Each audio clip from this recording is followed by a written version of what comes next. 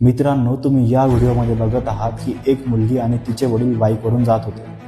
जात असताना मध्ये सिग्नल लागतं, त्यामुळे ते थांबतात आणि तेवढ्यात त्या चिमुकलीच्या वडिलांना एक कॉल येतो. ते कॉलवर बोलण्यामध्ये बिझी होऊन जातात.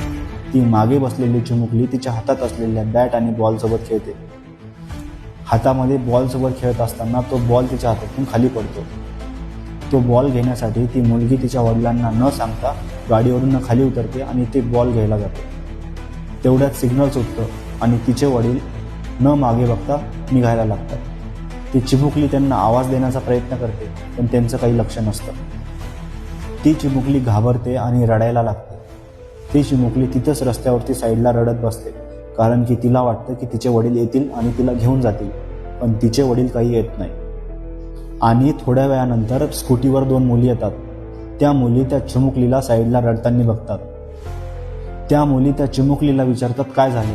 ती चिमुकली ही रडत रडत सगळं सांगून देते. मित्रांनो, ह्या 2 मुली त्या चिमुकलीला सोबत घेतात आणि तिच्या वडिलांचा पाठलाग करतात. गाडी स्पीडमध्ये पळवतात आणि तिच्या वडिलांच्या समोर जाऊन थांबतात. ह्या 2 मुलींमुळे ती चिमुकली तिच्या वडिलांकडे परत गेली.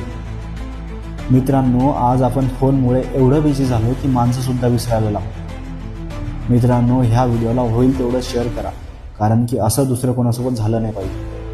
जय महाराष्ट्र.